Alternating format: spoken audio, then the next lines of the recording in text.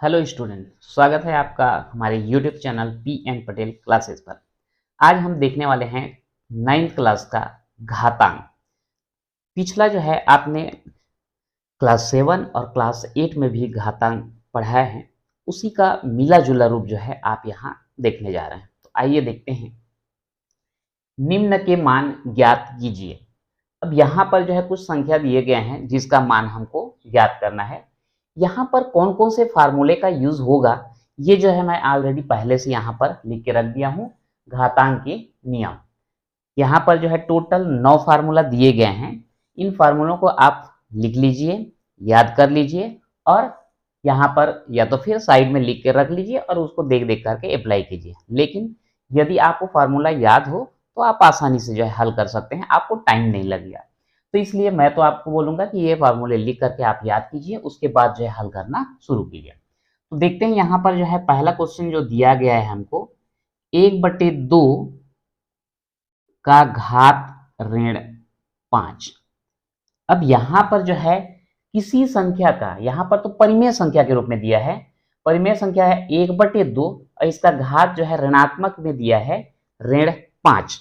अब यदि यहाँ पर हम देखें तो एक जो है आपको चौथा वाला जो है दिखाई देगा, a का घात ऋण m बराबर 1/a का घात m। इसमें हो क्या रहा है, किसी भी संख्या का घात यदि ऋणात्मक हो तो उसको, उस संख्या को अंश में है तो हर में ले आए या हर में है तो अंश में ले जाएं।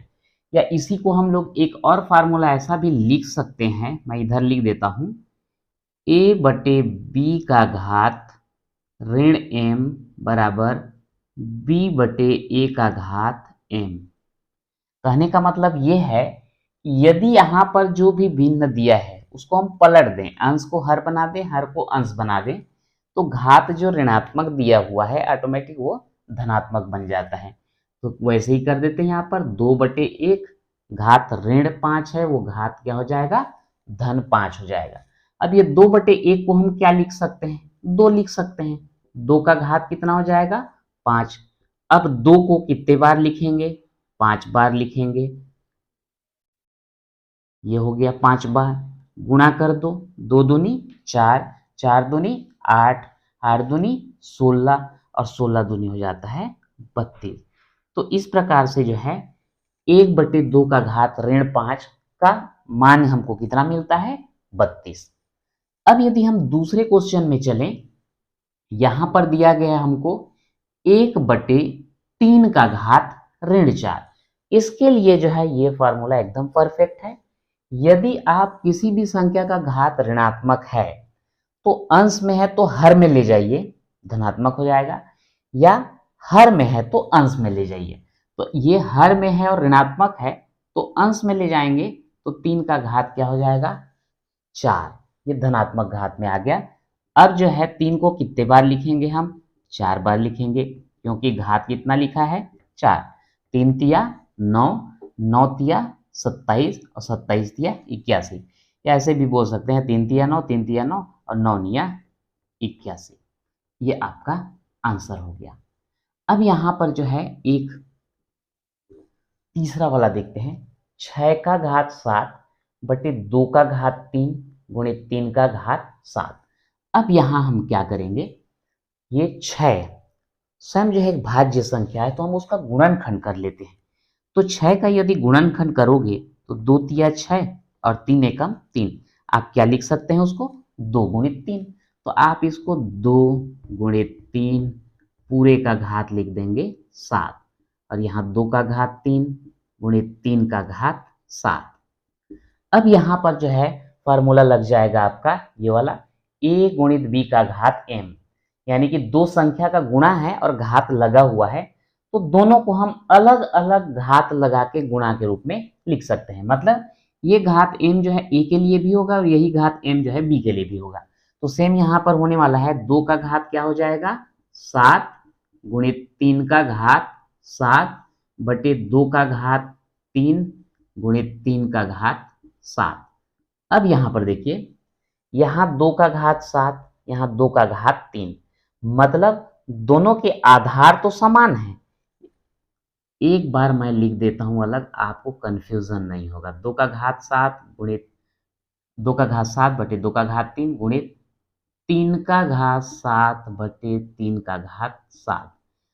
अब इसमें जो है आपका फार्मूला नंबर 2 लगने वाला है। ए का घात m बटे ए का घात n बराबर हो जाता है ए का घात m ऋण n, यानी कि आधार तो समान है और दोनों के बीच भाग है, तो एक आधार लिख करके घात को घटा देते हैं। तो यहाँ पर भी वही सेम है। 2 का घात क्या हो जाएगा 7 ऋण 3 गुणित 3 का घात क्या हो जाएगा 7 ऋण 7। 2 का घात 7 में 3 घटाएंगे 4 और 3 का घात 7 ऋण 7 यानी कि 0। अब इसको 2 को हम कितने बार लिखेंगे 4 बार, और 3 का घात 0 मतलब कितना हो जाएगा 1। किसी भी संख्या का घात अगर 0 होता है तो उसका मान कितना होता है 1 होता है। ये हो गया 2 दूनी 4, 4 दूनी 8, 8 दूनी 16 और 16 एकम 16। ये जो है आपका आंसर हो गया। तो अगर हम ये सूत्र याद रखे हैं तो आसानी से जो है हल किया जा सकता है। अब अगला क्वेश्चन देखते हैं। निम्न को सरल कीजिए। यहां पर आपको पहला दिया गया है ऋण 4 का घात 3 गुणित ऋण 2 का घात ऋण 3। अब यहां पर देखते हैं ऋण 4 का घात 3 गुणित ऋण 2 का घात ऋण 3। तो ये जो घात ऋणात्मक दिया है, यदि उसको हम धनात्मक बनाना चाहते हैं तो ये क्या हो जाएगा, अंश में है उसको हर में लाना पड़ेगा और इसको लिख सकते हैं 1 बटे ऋण 2 का घात 3। यहाँ पर मैं ज़्यादा सूत्र नहीं लगा रहा हूँ, सीधा सीधा गुणा कर दे रहा हूँ। ऋण 4 गुणित ऋण 4 गुणित ऋण 4, और ये हो जाएगा आपका 1 बटे ऋण 2 गुणित ऋण 2 गुणित ऋण 2। तो ये हो जाएगा 4 चौक 16 और 16 चौक 64। ये ऋण और ऋण का धन और धन और ये ऋण का फिर क्या हो जाएगा ऋण, गुणित 1 बटे 2 दूनी 4 और 4 दूनी 8। ऋण ऋण का धन और इसके साथ फिर ऋण के साथ गुणा करेंगे तो ऋण। अब ये हो जाएगा ऋण 64 बटे ऋण 8। तो ये 8 एकम 8 और 8 से भाग दे देते हैं, कितना आएगा 8 पंचे 40, 8 छक्का 40, 8 सत्ते 56 और ये 8 अट्ठे 64। ऋण और ऋण का धन और 8 बटे 8 का हो जाएगा 8। तो इस प्रकार से यह जो है आपका आंसर हो जाता है। सेकेंड क्वेश्चन देखते हैं।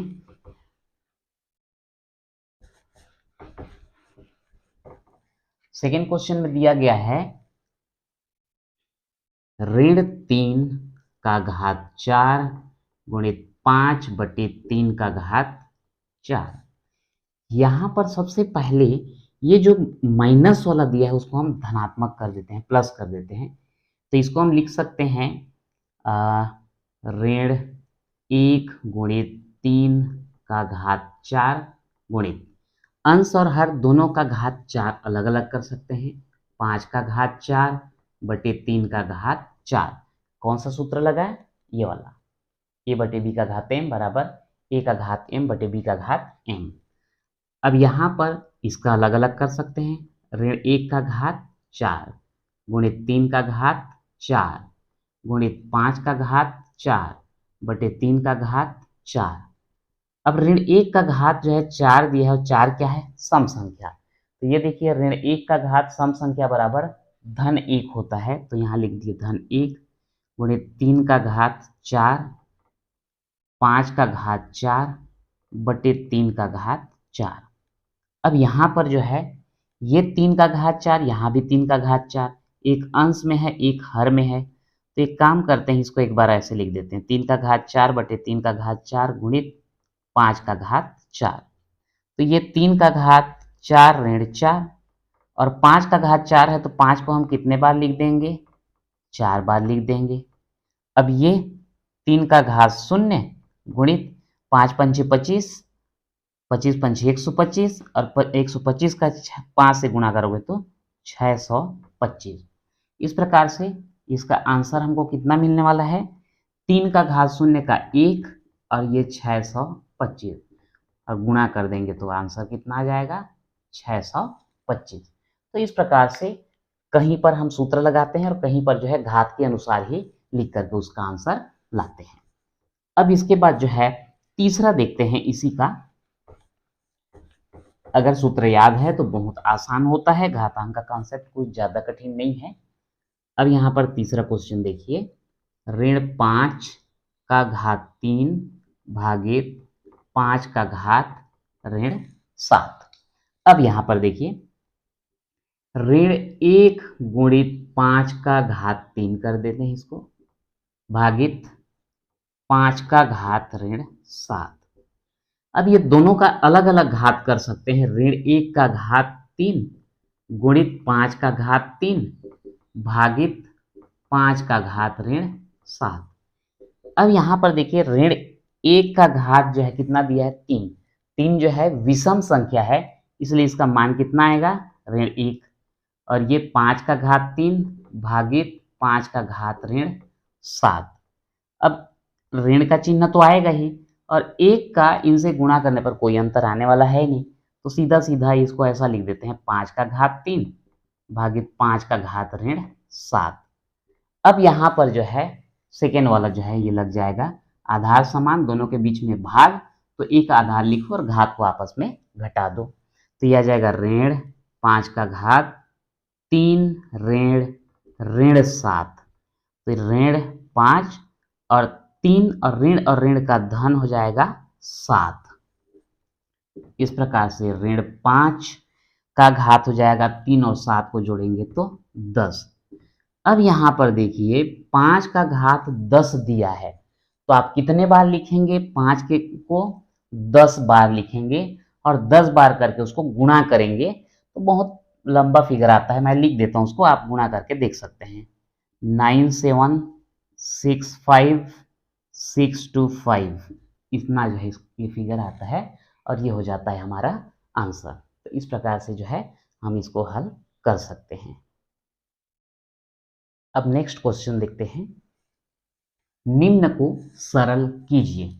यहाँ पर पहला दिया गया है 16 गुणित टी का घात ऋण 3 बटे 4 का घात ऋण 3 गुणित 8 गुणित टी का घात ऋण 6। जैसे कि आपको बताया गया था कि किसी भी संख्या में घातांक अगर ऋणात्मक है तो आप उसके पोजीशन को चेंज कर दीजिए, अंश में है तो हर में ले आइए, हर में है तो अंश में ले जाइए। यहाँ पर वही काम करने वाले हम लोग। यहाँ पर टी का घात ऋण 3 है, इसको आप हर में ले आते हैं तो टी का घात 3 हो जाएगा। यहाँ 4 का घात ऋण 3 है, इसको अंश में ले जाते हैं तो 4 का घात धन 3 हो जाएगा। टी का घात ऋण 6, इसको भी अंश में ले जाते हैं तो टी का घात क्या हो जाएगा, धन 6। तो यहाँ पर ये कर देंगे हम इसको 16 गुणित, इसको ऊपर ले जाइए 4 का घात 3 गुणित, इसको ऊपर ले जाइए टी का घात 6 और इसको नीचे ले आइए 8 पहले से है गुणित टी का घात 3 हो जाएगा। अब यहाँ पर जो है आप कटाना चाहिए, यहीं से कटा सकते हैं। कैसे, 8 एकम 8 और 8 दूनी 16, तो ये हो जाएगा आपका 2 गुणित 4 का घात 3 है तो 4 गुणित 4 गुणित 4 कर दीजिए और यहाँ पर कितना है, टी का घात 6 बटे टी का घात 3, ये हो जाएगा 4 चौक 16 और 16 चौक 64 और 64 का गुणा 2 से कर दीजिए, तो 64 गुणित 2 करेंगे तो 2 चौक 8 और 2 छेका 12, कितना हो गया 128। और टी का घात यहाँ 6 और यहाँ 3 घटेंगे, 6 ऋण 3, तो 128 टी का घात यहाँ हो जाएगा 3 और यही जो है हमारा आंसर हो जाता है। सेकेंड क्वेश्चन देखते हैं। सेकेंड क्वेश्चन में दिया है 1/3 का घात ऋण 1 ऋण 1/4 का घात ऋण 1। मैं इसको लिख लेता हूं पहले यहाँ पर, या फिर एक काम करते हैं यहीं पर हम उसको हल कर देते हैं।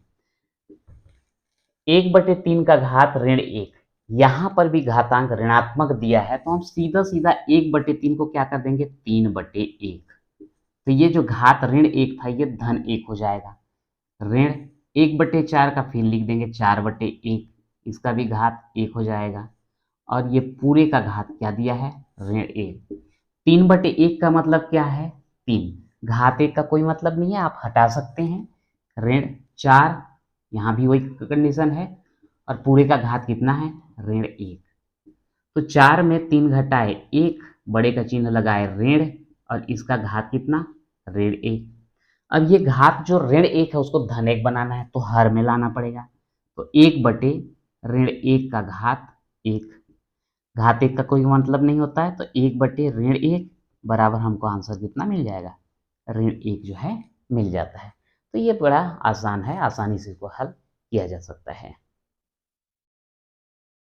अगला क्वेश्चन है हमारा, सिद्ध कीजिए x का घात a बटे x का घात b पूरे का घात a धन b गुणित x का घात b बटे x का घात c पूरे का घात b धन c गुणित x का घात c बटे x का घात a पूरे का घात c धन a बराबर कितना 1। ये क्वेश्चन जो है एग्जाम की दृष्टि से बहुत ही महत्वपूर्ण है। प्रायः इस टाइप के क्वेश्चन जो है पूछे जाते हैं।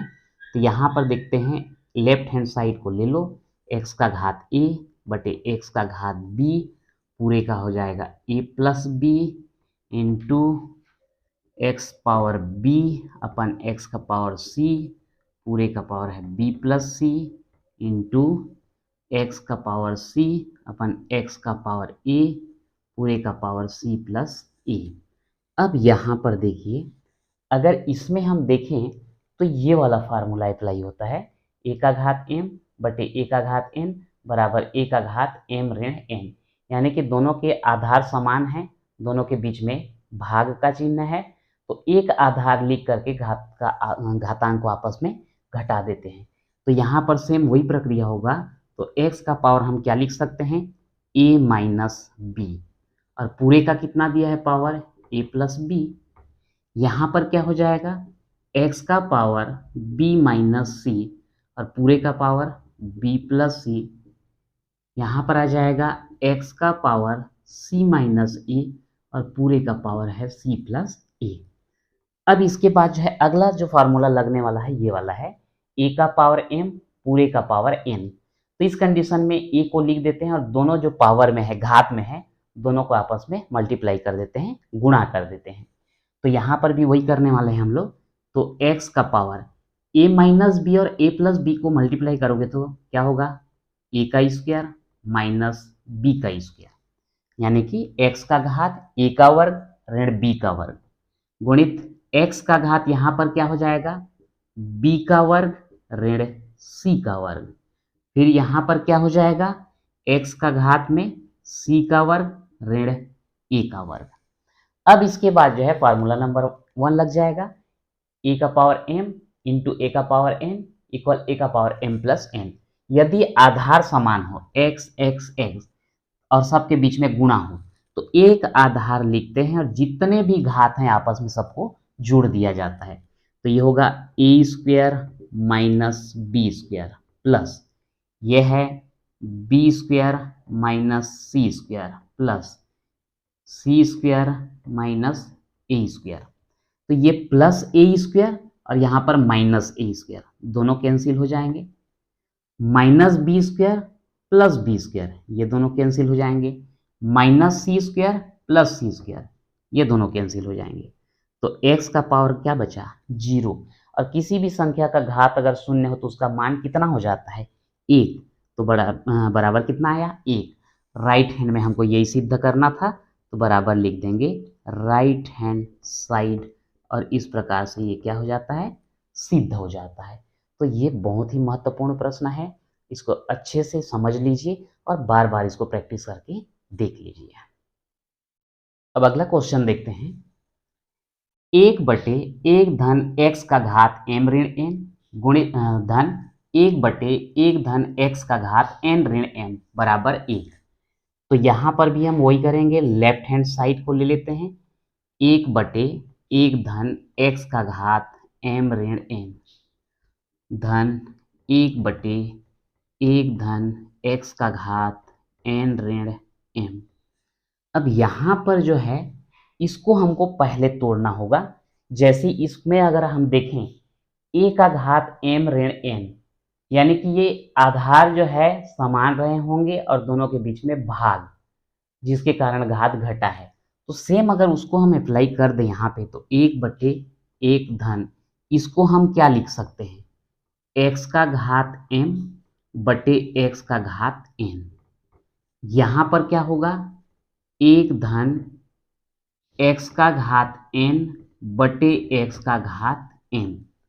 अब यहाँ पर इसके बटे में कुछ नहीं है तो हम लिख सकते हैं बटे, यहाँ पर भी इसके बटे में लिख सकते हैं 1 बटे, और इन दोनों का हम लघुत्तम लेते हैं तो आता है x का घात n।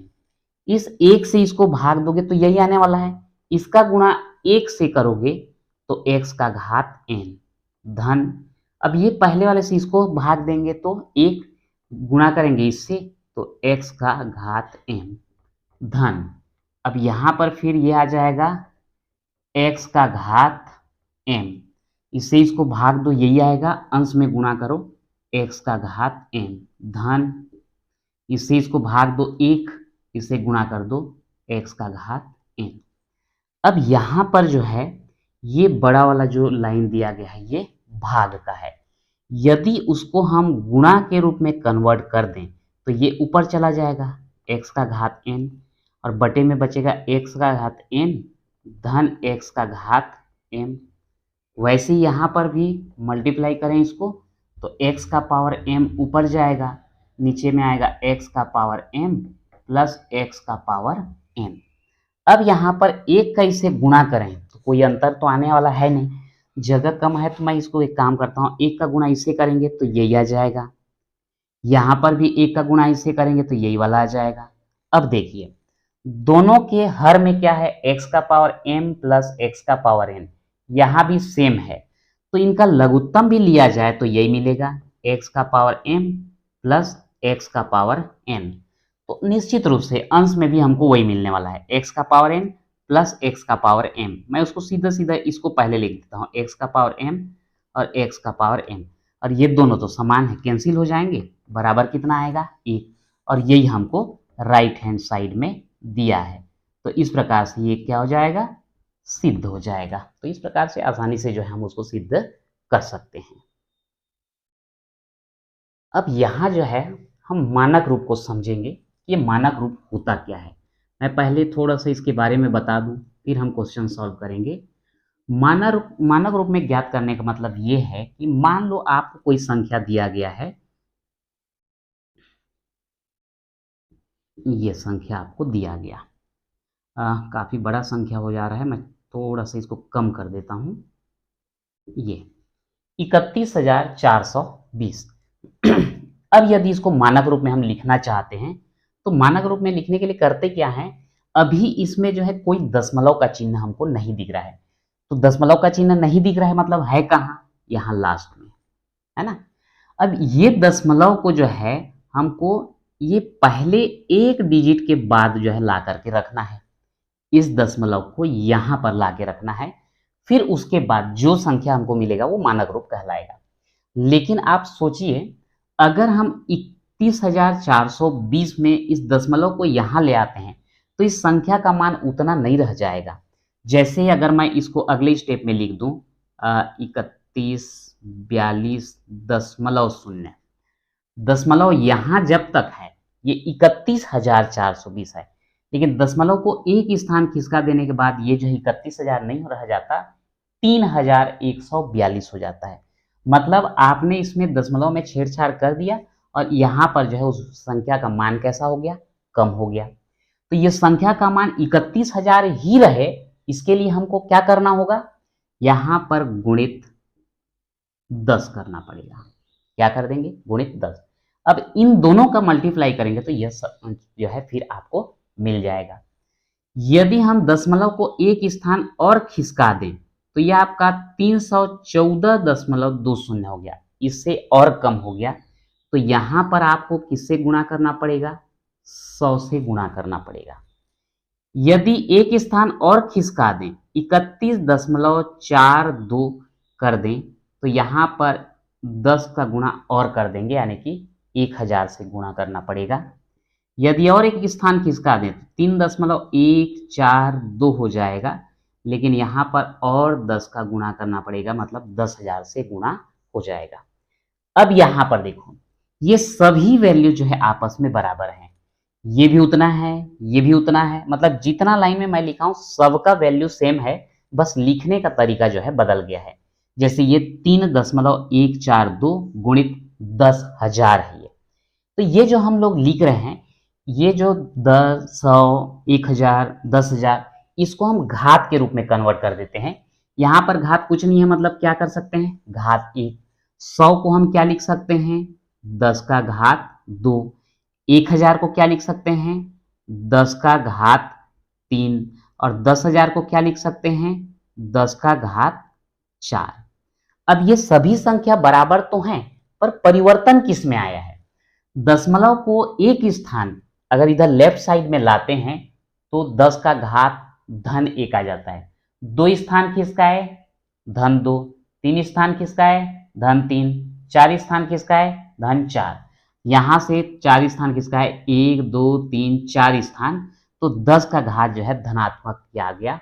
ध्यान रखिए किधर किसका है, अगर हम दशमलव को लेफ्ट साइड लेते हैं तो पॉजिटिव जो है घात लगता है, ये ध्यान रखिएगा। अगर लेफ्ट साइड लाते हैं तो सेम इसका अपोजिट होगा। यदि हम उसको राइट साइड जो है दशमलव को खिसकाएंगे तो इसमें जो है नेगेटिव हमको घातांक जो है मिलने वाला है। मैं इसी एग्जांपल में आपको क्लियर कर देता हूं।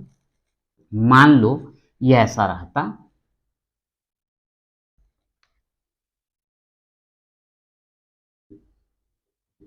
ये ऐसा 0.000314 अब यहां पर यदि इसको 1, 2, 3 स्थान के एक एक मैं बता देता हूं, 0.003142 तो गुणित 10 का घात। अब यहाँ दशमलव के बाद 3 जीरो थे, यहाँ 2, मतलब एक स्थान किसका है, तो ये आ जाता ऋण 1। अगर 0.03142 तो 10 का घात हो जाता है ऋण 2। अगर 0.3142 तो 10 का घात हो जाता है ऋण 3। अगर 3.142 तो 10 का घात हो जाता है ऋण 4। यानी कि आपने इसको कितना स्थान किसका है, 1, 2, 3, 4 स्थान, तो हमको ये मिला है। तो इस प्रकार से दशमलव को राइट साइड ले जाएंगे तो ऋणात्मक घात, अगर लेफ्ट साइड ले आएंगे तो धनात्मक घात आता है। और एक अंक के बाद दशमलव लिख के घात के रूप में दर्शाना, यही जो है आपका क्या कहलाता है, मानक रूप कहलाता है। तो इसी पे आधारित जो है हम लोग यहाँ पर देखने वाले हैं मानक रूप में बदलना। तो यहाँ पर क्या करेंगे, ये जो दशमलव है इसको 8 के बाद लेके आना है, तो ये संख्या तो बन जाएगा 8.52 गुणित 10 का घात। अब यहाँ पर जो है यदि हम ये दशमलव को किधर ले जाने वाले हैं, उस तरफ ले जाएंगे, मतलब राइट साइड ले जाएंगे, तब हमको ऋणात्मक घात मिलेगा। कितना स्थान ले जाना चाहते हैं, यहाँ इसको जो है 8 के बाद लाना चाहते हैं, कितना स्थान होगा, 1, 2, 3, 4, 5, 6, 7, 8, 9, 10, 11, 12, 12 स्थान ले जाना चाह रहे हैं, तब यहाँ आएगा तो ये 10 का घात क्या हो जाएगा, ऋण 12। यहाँ पर 8.02 गुणित 10 का घात। अब यहाँ पर तो दशमलव दिख नहीं रहा है, मतलब ये लास्ट में है, और इसको आपको यहाँ तक लाना है, लेफ्ट साइड लाना है, इसलिए धनात्मक घात चढ़ेगा। कितना स्थान ले रहे हैं, गिन लो, 1, 2, 3, 4, 5, 6, 7, 8, 9, 10, 11, 12, 13, 14, 15, तो यहाँ पर धनात्मक घात लग जाएगा 15।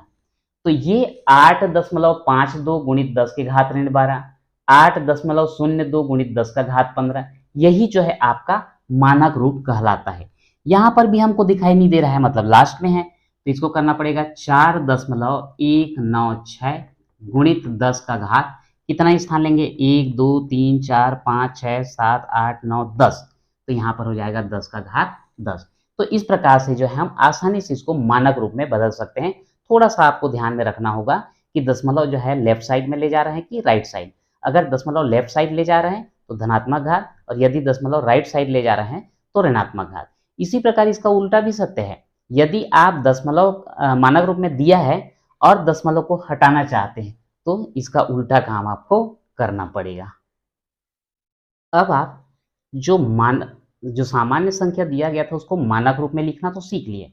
अब यदि मानक रूप में दिया गया हो तो उसको जो है सामान्य रूप में हम कैसे लिखेंगे? तो जैसे कि मैं बोला था कि आपको उल्टा काम करना पड़ेगा। उल्टा काम मतलब जैसे यहाँ पर 5.02 गुणित 10 के घात ऋण 6 दिया है, ये मानक रूप में ऑलरेडी है। पर ये मानक रूप में लाने के लिए आपने किया क्या था उसको ध्यान देना है। यहाँ पर घात जो है ऋणात्मक है। घात ऋणात्मक कब आता है? यदि हम दशमलव को किस तरफ ले गए हैं? राइट साइड ले गए हैं। तो अब उसको हटाना है तो आपको फिर वापस किधर आना पड़ेगा? Left side. तो यहाँ पर 10 का घात ऋण 6 है, तो आपको दशमलव को 6 स्थान जो है लेफ्ट साइड में लेके आना पड़ेगा। अब करेंगे कैसे?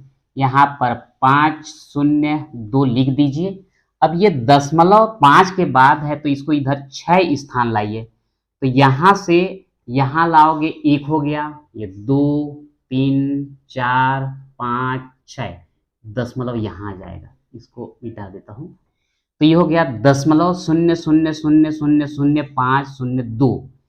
ये कितना स्थान आया है? 1 2 3 4 5 6 स्थान आया है। यहाँ पर भी आप शून्य लगा सकते हैं ताकि स्पष्ट दिखे। तो ये जो है आपका सामान्य रूप हो जाता है। सेम प्रक्रिया आपको यहाँ पर भी करना है। ये दिया गया है 7, घात कितना है? ऋण 8। तो आप दशमलव को जो है इधर 8 बार जो है इधर पीछे लेके आएंगे। तो यहाँ से ये आ जाएगा 1 2 3 4 5 6 7 8। तो ये जो है आपका सामान्य रूप हो गया। अब यहाँ पर उसका उल्टा, ये धनात्मक घात आया कब है? जब ये दशमलव को लेफ्ट साइड लाए थे। तो इसको हटाना है तो दशमलव अब किधर जाएगा? वापस राइट साइड जाएगा। तो ये 1 और यहाँ पर 9 स्थान ले जाना है तो 1 2 3 4 5, तो यही हो जाता है। 1 2 3 4 5 हो गया। 4 और ले जाना है, 5 के बाद 6 7 8 9। तो ये जो है आपका सामान्य रूप हो जाता है। तो आपको ध्यान रखना है कि आप जब धनात्मक घात लगाए थे तो किस तरफ लेके आए थे। अब उसको हटाना है तो उसको रिवर्स जो है आपको वापस लेकर के जाना है। तो इस तरीके से मानक रूप और मानक रूप से सामान्य रूप में आसानी से आप लिख सकते हैं। अब अगला क्वेश्चन देखते हैं। निम्न कथनों में संख्या को मानक रूप में व्यक्त कीजिए। लाल रक्त कोशिकाओं का आकार 0.0000007 मीटर होता है। तो अब यहाँ पर हमको मानक रूप में लिखना है। तो 0.5 शून्य दिया है, 1 2 3 4 5 7 मीटर। तो यहाँ करेंगे क्या? अगर मानक रूप में दर्शाना है तो इस दशमलव को यहाँ आपको लेके जाना पड़ेगा।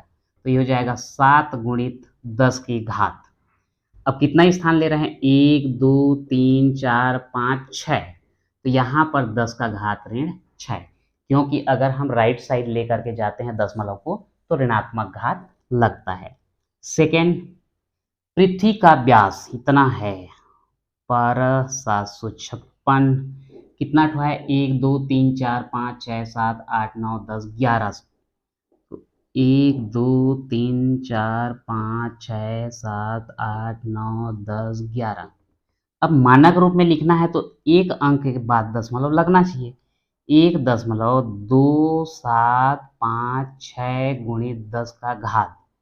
अभी दशमलव यहाँ है, इसको आपको 1 के पास लेके आना है। तो 11 तो ये हो गया, 12 13 14 15। तो 10 का घात कितना आ जाएगा? यहाँ पर 15 आ जाएगा। तीसरा दिया गया है कागज की मोटाई 0.08 मीटर है। तो यहाँ पर ये दशमलव को 8 के बाद लेना है। तो 8 गुणित 10 का घात हो जाएगा, यहाँ से 1 और 1 2, राइट साइड ले जा रहे हैं तो ऋण 2 मीटर। तो इस प्रकार से जो है हम घातांक से संबंधित प्रश्न भी हल कर लिए, मानक रूप के रूप में लिख लिए और मानक रूप से सामान्य रूप में भी लिख लिए। तो आज के वीडियो में इतना ही, मिलते हैं नेक्स्ट वीडियो पे।